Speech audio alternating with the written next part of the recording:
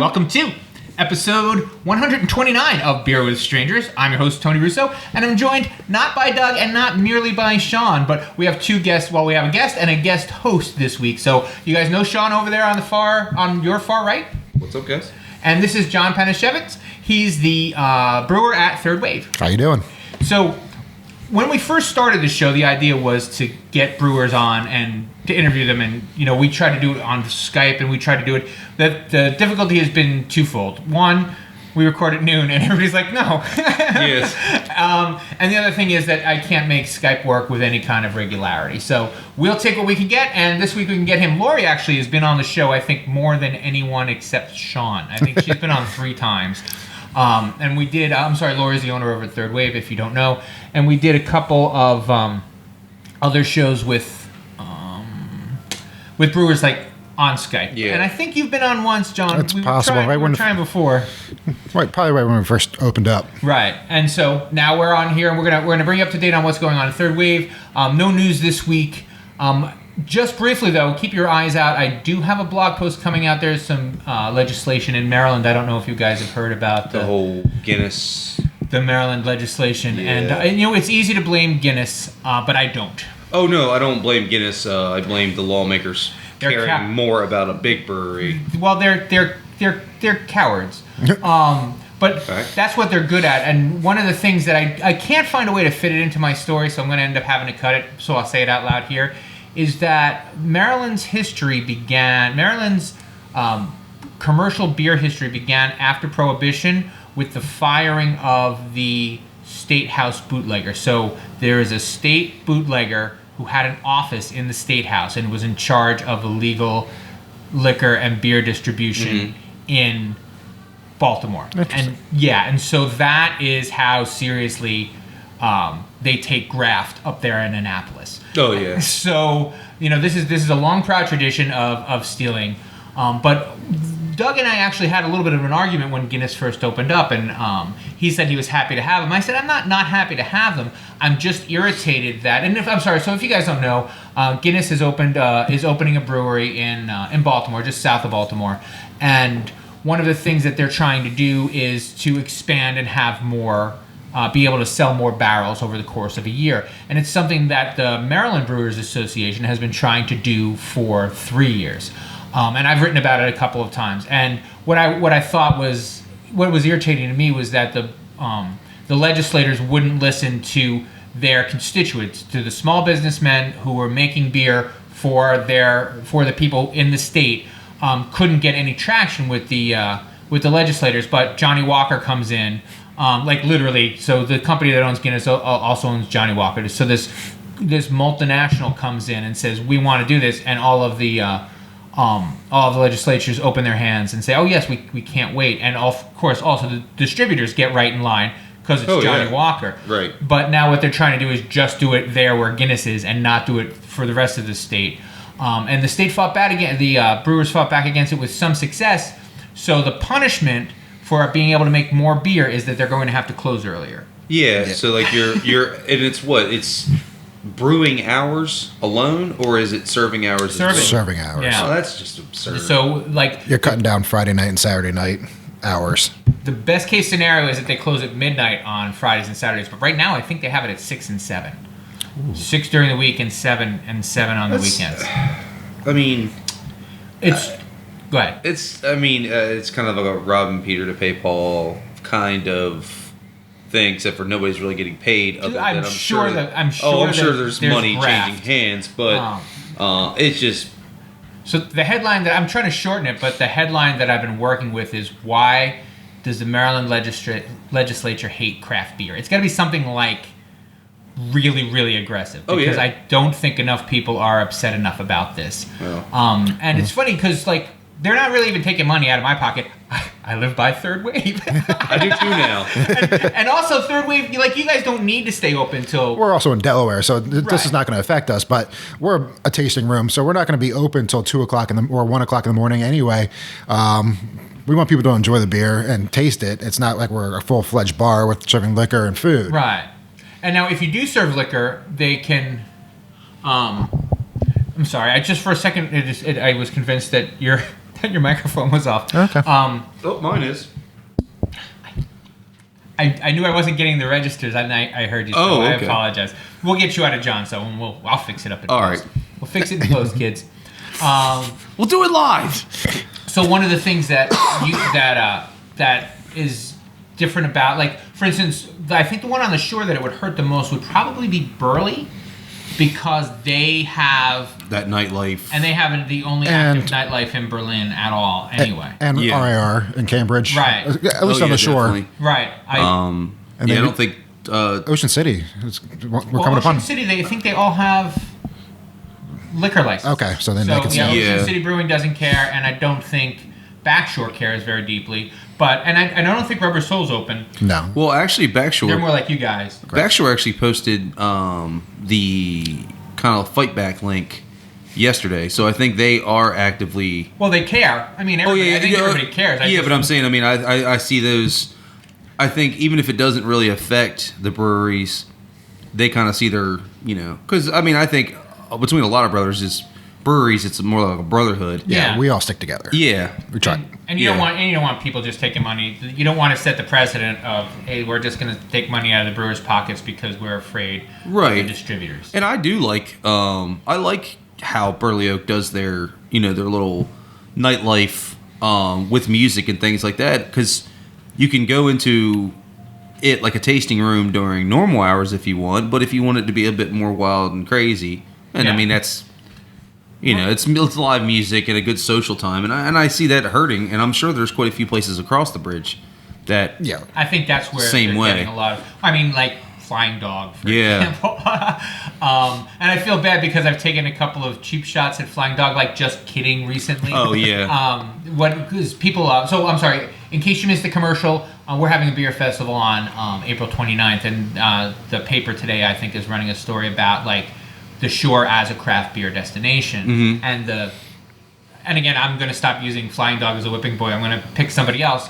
But Heavy what I've been, C's. what I've been saying, well, right, I think I've been switching back and forth. Oh, okay, well, that's good. What I've been saying is, Flying Dogs makes fantastic beer, but they're not invited to our festivals. We're only local breweries. Like, Yeah. that's what sets us apart, and that's what we're doing to kind of try to make people think Yeah. of this as a destination. this side Having of a the bunch Chesapeake. Right, having a bunch of Baltimore beers just doesn't. That's not our goal. Like No. there are plenty of festivals that do it, and that's awesome. But Yeah. that's not what we do. But now I've been feeling guilty by saying, they can't come, because now I feel like I nobody cares. But No. I really wish before I'd had that interview I had heard this news. But it was, Right, it's an old exactly. interview in new news. So I'll just pick, I don't know, Devil's Backbone. I can Okay. kick them around all day. Hey, why not? They're bought out. Well, you can always go to Lagunitas against it. Right. I'm perfectly okay with that. Lagen Kugel. There we go. You All right, so, mean you don't like one beer with 15 different additives? I'm sorry, that didn't actually happen. That's a lie. all right, so we have John with us, and we're here to talk about also positive things. And let's start with this beer and work our way backwards. So, Okay. this is Beach Break. This has been a couple years you had it. Was it in a can last year? It was in a can. It was our first canning run that we did last year with our mobile canning unit. It was our first try to see how people would react to cans versus our normal bottle stay. Right. Because we currently have a bottler. We run 3 of our house brands through the bottler. But we tried this to see what people would think, see how it would do on the shore, especially for the beaches coming upon. Everything's starting to open up this week, next week. Right. Had the big Ocean City trade show last weekend, I think it was, 2 weeks That ago. was a lot of fun. That was 2 weeks ago. 2 weeks ago. 3 weeks ago. Yeah, it I was- will make it to one of those someday. it's a So lot of much fun. I've got to. Luckily, I didn't have to work it this year, so Nice. cheers to that. But we started doing our shore break, which is our house pale ale in cans as well, and we started doing a couple other seasonal runs through our canner. So this is our second time that we've done beach break in a can. We are actually in the process of buying our own canner, so we can go ahead and start doing more runs more frequently and do some limited release one-offs as well, which makes me excited. Yeah, that'll be a ton of fun. So for me, my favorite beer in a can, just generally, is the one I can't remember, the blue one. I just go in and say the blue one.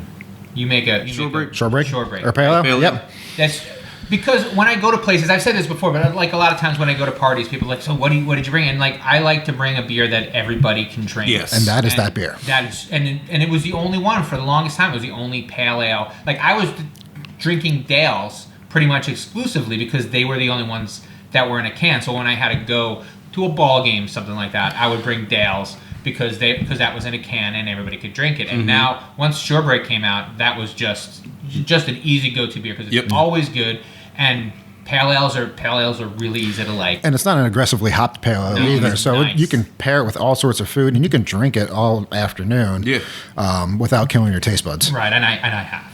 Yeah. And that's the other thing, because I would get the Oscar Blue stuff, so sometimes I'd get the Chub, and that's not one you can... Oh, no. You can. It's delicious. Yeah. Oh, it is. After a 6-pack of that, you're not going anywhere. Yeah, I found that out with Golden Monkey back when I still Monkey drank. made you do it? Yeah. When I still drank Belgian beers. I found out 6 of them.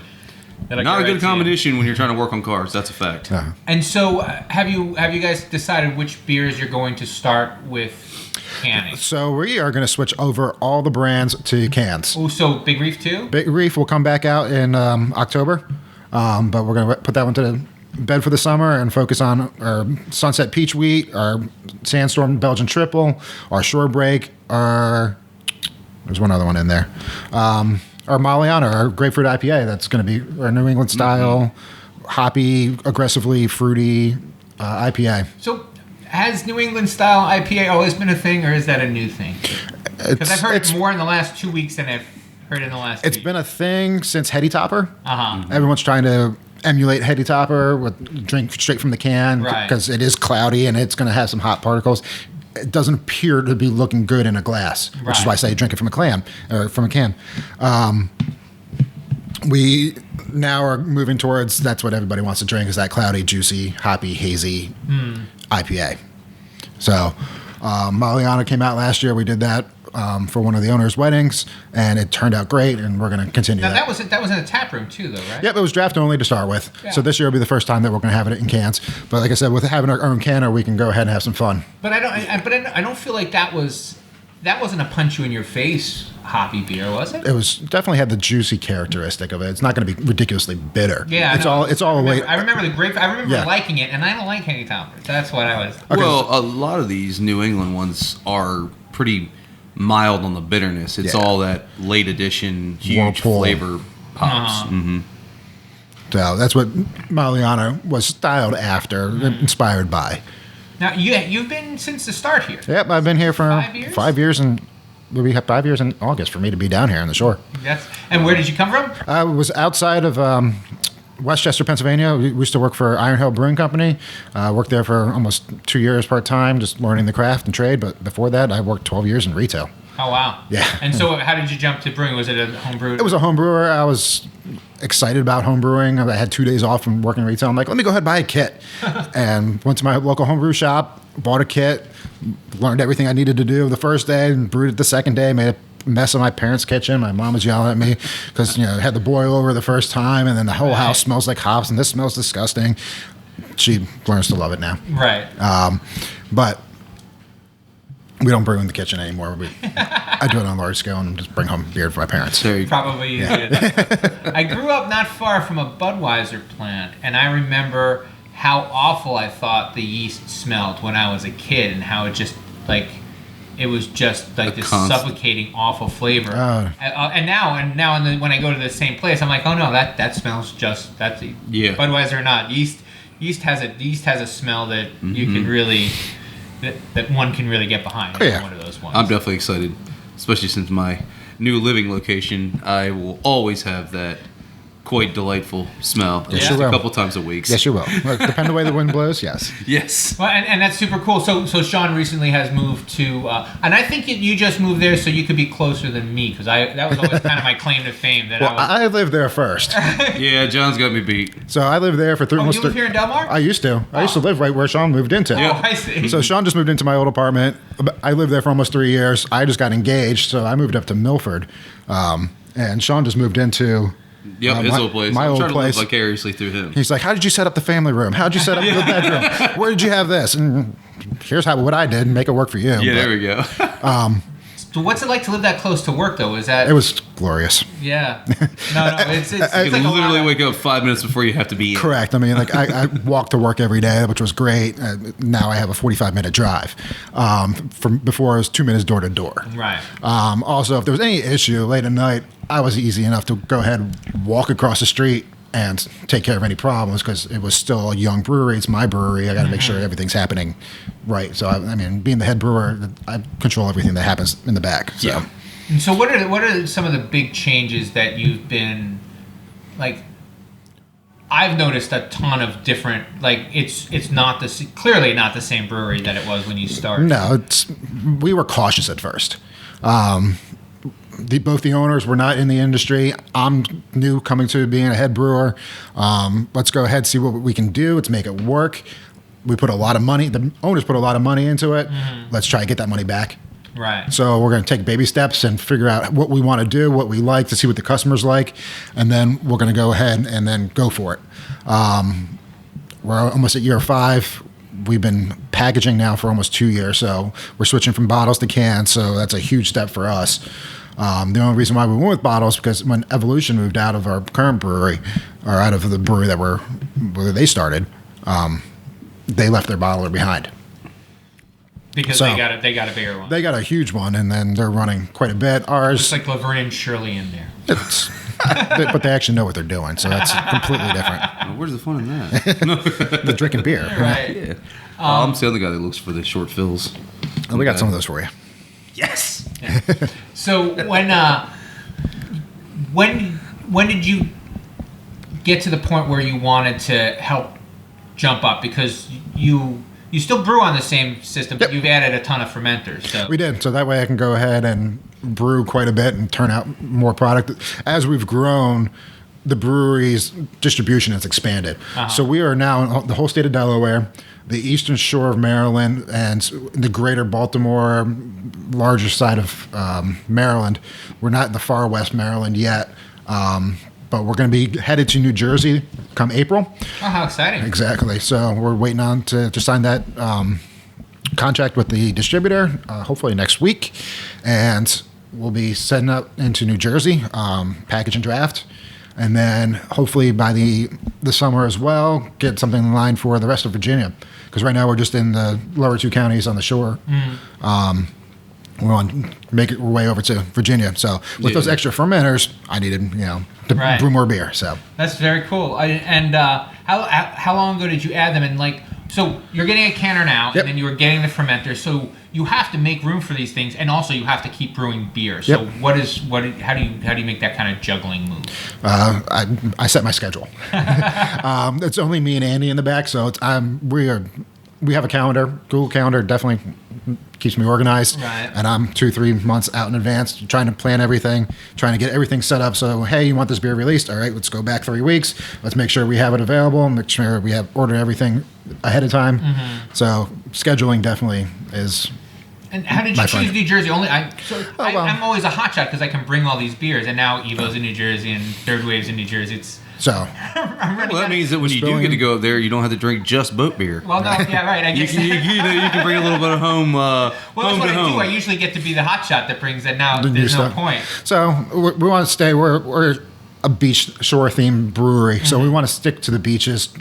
New Jersey's definitely going to take care of us this summer. Down to the shore. Yeah. The actual shore or the Jersey shore. Yeah, Yeah, the shore. That's I'm a little Snooki bit ale. into that stuff. Eesh. yeah. So And where I was so- born. So The other thing that you guys have been doing more in, I guess, the last 2 years is you're doing the large format special releases, the barrel series. yeah, few and far between. We get some random barrels in between. Pick the right beer to go into those barrels.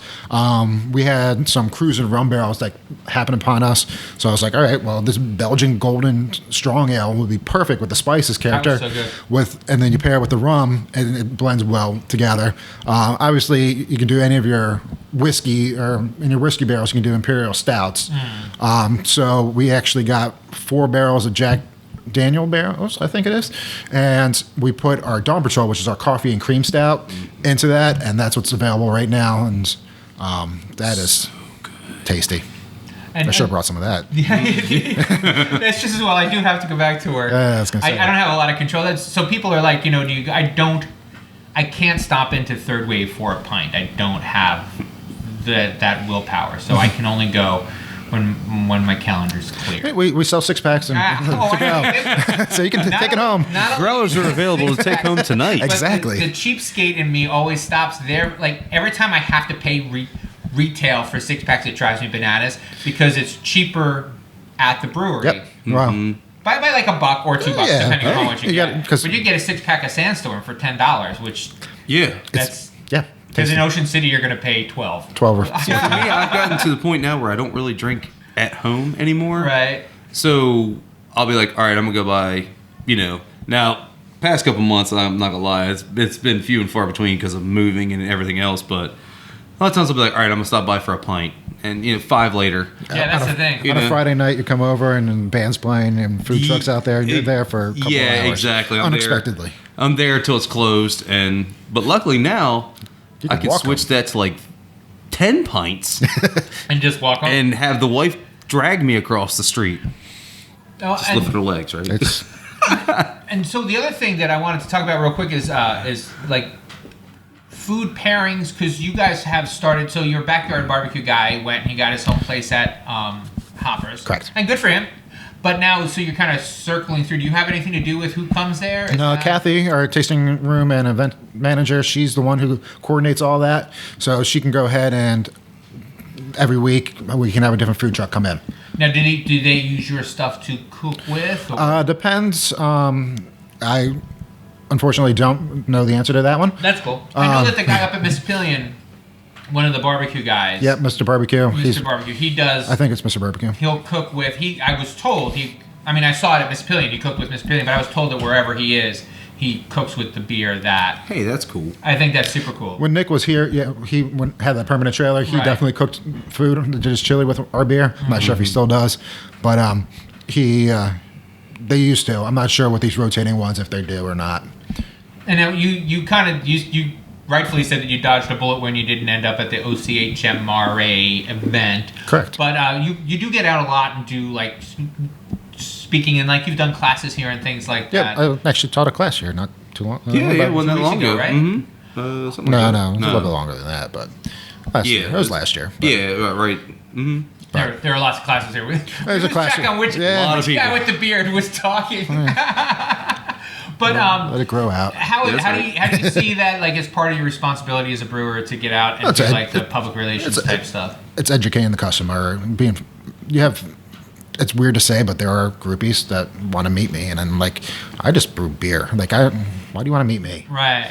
I mean, But it's because you have a cool job that people was like, I would like to do that, but I'm totally not going to do that. that's how it was with me. Like, I still kind of get all inspired by seeing Sam Calgione from Right. Dogfish. Saw him 3 weeks ago, and I'm like, can I get a picture to send to my mom? So, Well, it's also got to be kind of a good feeling. I mean, I know even after like a long brew day, even if you're tired and hot and you're getting ready to walk through, you're getting ready to walk out the doors for the end of the day, and somebody catches you at the bar and wants to talk to you.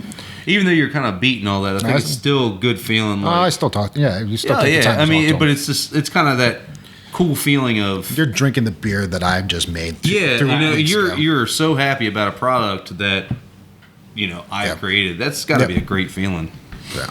Now, I don't want to make you upset, but I'll take my chances. I had a Kohana yesterday at a bar, and I like this year's better than last year's. So My wife likes last year's better than this year's, and I think it's cool. If you don't know, they do a different one every year, yeah. which is So gutsy. Kohana is a chocolate cherry imperial stout.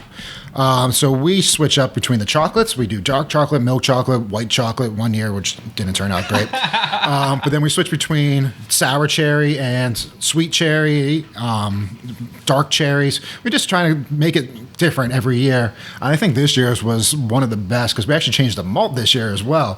So we added some dark chocolate malt into it. What I was telling people is the bitterness came almost as much from the chocolate as it did from the hops. So It was just a nice. Nice rich. I really really like that. Yeah, so this one might stay.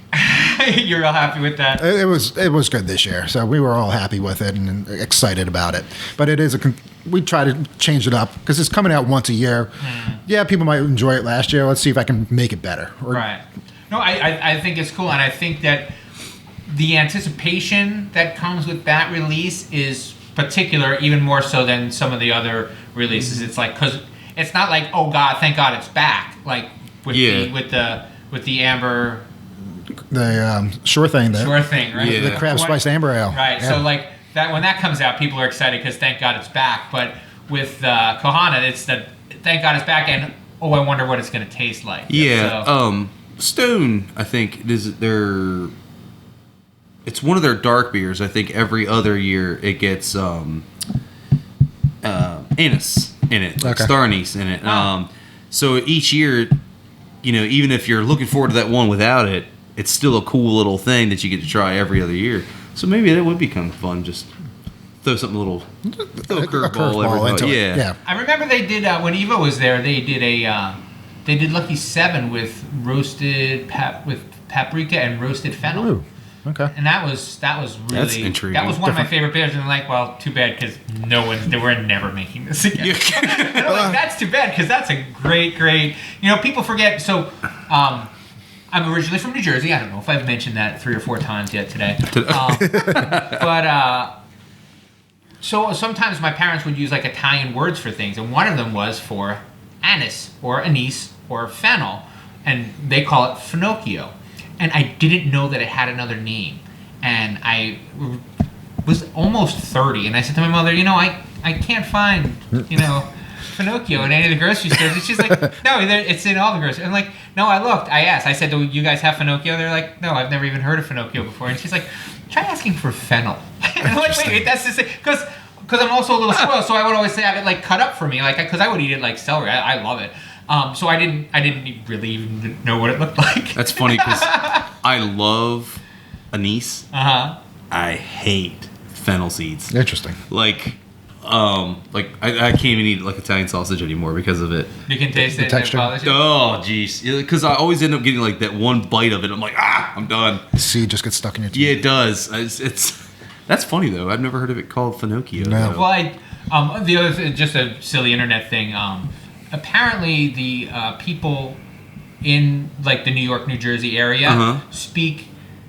They're like the Smith Islanders of Italy. So they use words that they haven't used in Italy for 100 years. Oh, okay. So they're behind the times on 2 continents. Right, and so Nice. and so it's not like people are like, well, that's not authentically Italian. I'm like, and as it turns out, it is authentically Italian from 1840 in New York. That's how a friend of mine. He's Greek, and that's how the little Greek land in Baltimore area. That's how it is.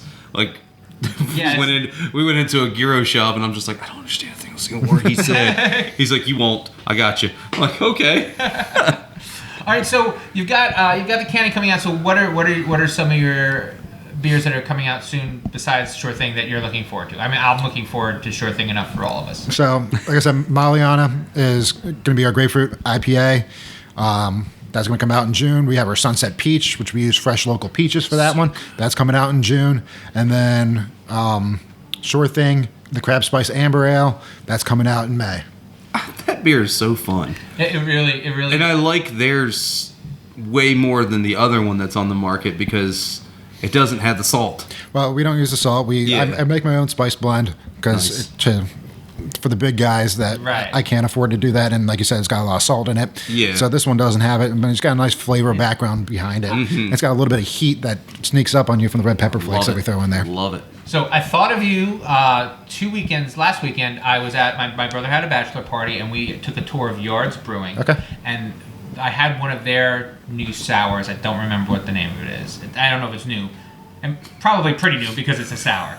But I thought it was super gross, and the tour guide said just mix it with the pale ale, and that'll make it better, or the amber, or whatever the other beer was. And I always thought of because when was it Beach Break that people were making? No, it was Beach Juice. Beach Juice. Beach Juice is our Berliner Weiss. Right. That's coming out next week, I think. Oh wow. Yeah. And you guys are gonna can that. We're gonna attempt to. Oh, sorry. No, it's it's in the line, and it's just a matter of demand. So we might do start with a small run, 100 cases, and see how it Right. goes.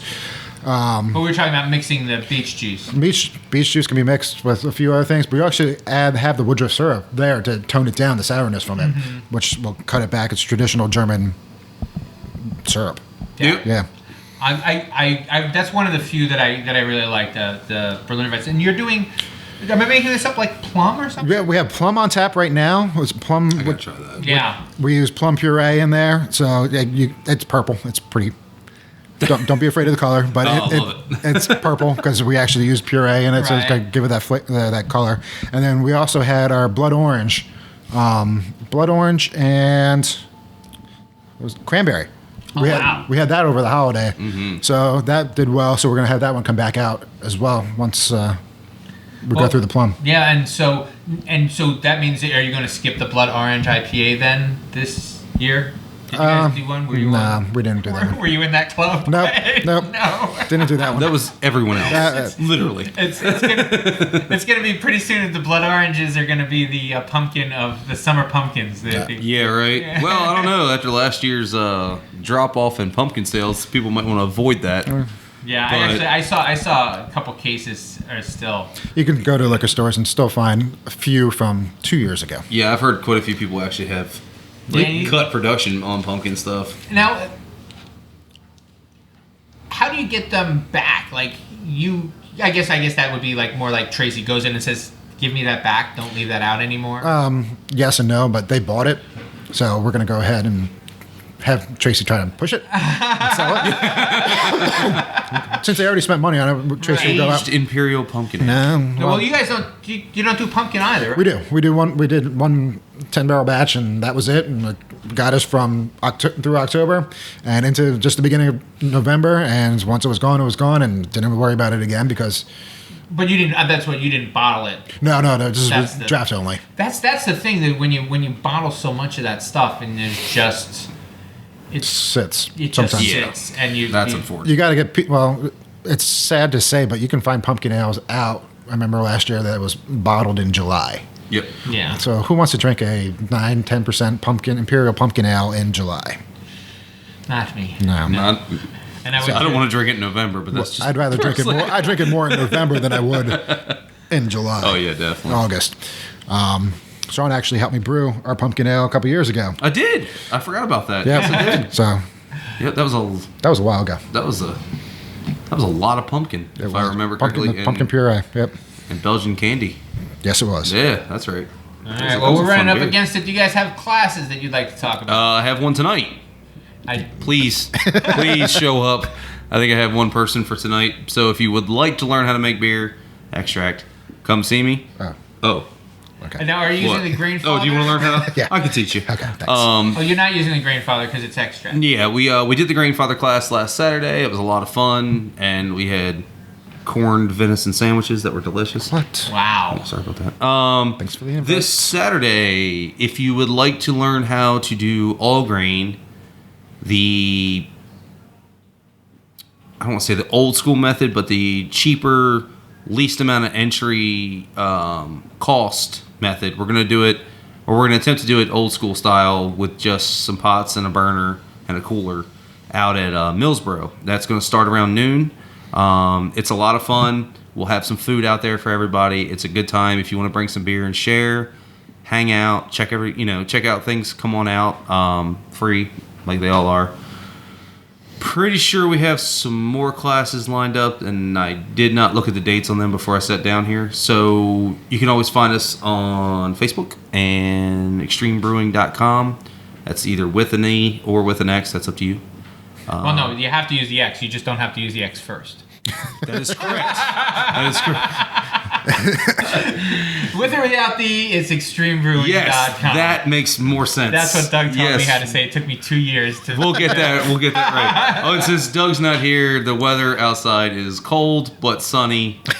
And 71 on Saturday. 71 on Saturday. So come out for All Grain Day, eat some food, have fun, bring me beer. I'll be happy. Anything at the brewery this weekend? Nothing exciting going on. We do have the food truck coming out. A couple local events throughout the area, but nothing worthy. Cool. Didn't know if you had anything to plug. Nothing happened at the brewery. A little bit of lull before the warm really hits. Exactly. There's a beer fest every 8 minutes almost. Don't start, man. That starts. We got. That's right. You got a couple busy summer ahead of you, don't you, my friend? I do have a busy summer. It looks like we've got Chincoteague, and it looks like we're gonna have. So Chincoteague and Salisbury, I just testified, and they approved. So the Salisbury one is on. That's June 24th or June 25th, and then Cape Charles, and I'm. Yeah, we got a couple festivals coming up in April, and I have papers over there, so I don't remember what it. I can grab it for you. Yeah. I will say that one thing about Cape Charles is, yes, it is far away, very far away, but it is a very cool little town, and there's a couple really cool restaurants to eat at, and they'll have a brewery by the time I get there. Is the rumor? And I'm not gonna lie, I'm pretty excited, and I kind of want to see who the clientele is. Are we gonna have people coming across the tunnel for however much that costs? I think that's the rumor. The other thing was there was someone who was saying that the brewery in Chincoteague would be open, or one of them would be open for the festival, and they'd be pouring beer at the festival. And I'm like, good kind of. I would be nervous to have my debut testing at a festival with 1,000 people. So hey, I mean, if you got confidence in yourself, and go for it. If your batches come out good, that's great exposure. It's just you're walking a fine line with that. Your first batch, everybody taste it. Well, John, you know all about the first batch issues. Yeah, I mean, it happens. Yep. Learning curves. Yeah, So exactly. You just learn how to get around them, and as long as you can adapt and move on, you'll be fine. Exactly. All right, so we have a event in Trap Pond on April 7th and 8th. That's a Jeep event. So that's right down the road from here, or right across the road for us, pretty much. Yes. And then we have the Coastal Delaware Running Festival, April 21st and 23rd. We are the official beer sponsor for that on the 23rd. Exciting. So. And where is that? Over at the beach area. Coastal Delaware. Coastal Delaware area. Kind of in my head, I say it's like Coastal Delaware. Well, we'll get that up on the site, and I'll probably end up doing a story about it because that's fun to be the official beer sponsor. All right, and that's all we have. Check out everything. You can find me through shorecraftbeer.com. If you get this month's copy of Edible Delmarva, we've got a story in there about different spring beers and what's exciting about spring beers. And that's it. So until next week. Drink what you like and be happy. All right, we'll see you folks. See you guys. Have a good one. Cheers.